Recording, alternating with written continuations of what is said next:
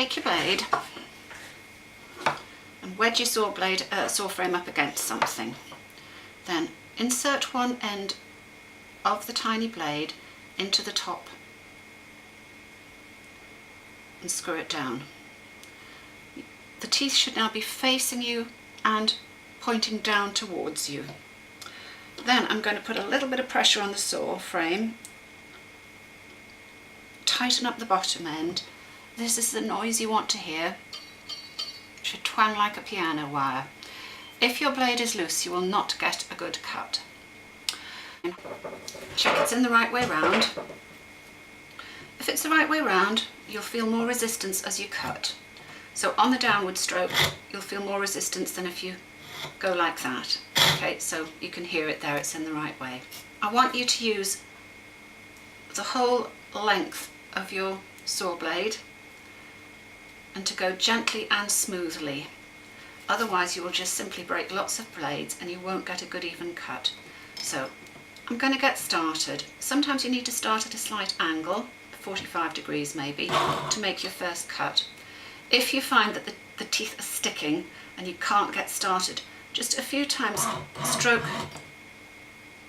upwards rather than downwards and you'll start to create a very tiny groove in the metal, and that'll get you your key to get in.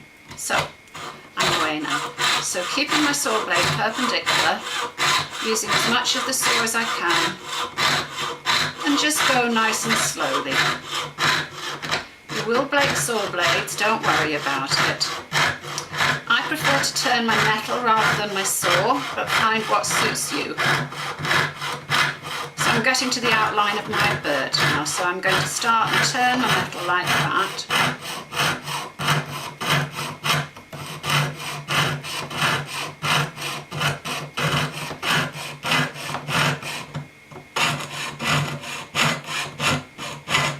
I need a little bit more beeswax. If you find you get stuck or you want to take your saw blade out at any point, undo that and it'll slip through. If you keep it connected and you try and tug it out, it's very likely you'll break your blade. Bit more wax. I'll start up again. Now I'm coming to an internal angle, and people find these very difficult when they start. It's really easy if you know what to do. Go into your corner, then go up and down on the spot without moving your blade forwards or backwards, and just gently rotate your metal. What you're doing is slightly enlarging the hole so that the saw blade can move freely. So I'm turning round and round. If you feel any resistance, up and down on the spot again. Now I've come into really a tight angle just where the bottom of the bird's wings meet its tail. So very carefully up and down on the spot, and if anything I'm putting a little bit of pressure on the back side of the saw blade rather than the teeth end.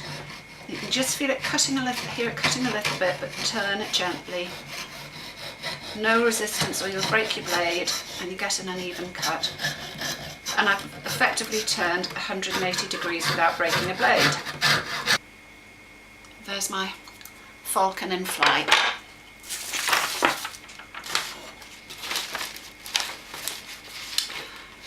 From here you're going to need to clear away your saw blade marks, which everybody gets.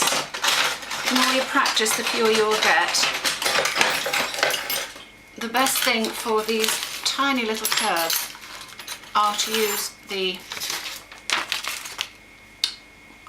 needle files, which come in a variety of shapes and sizes, and these are great for getting into the little grooves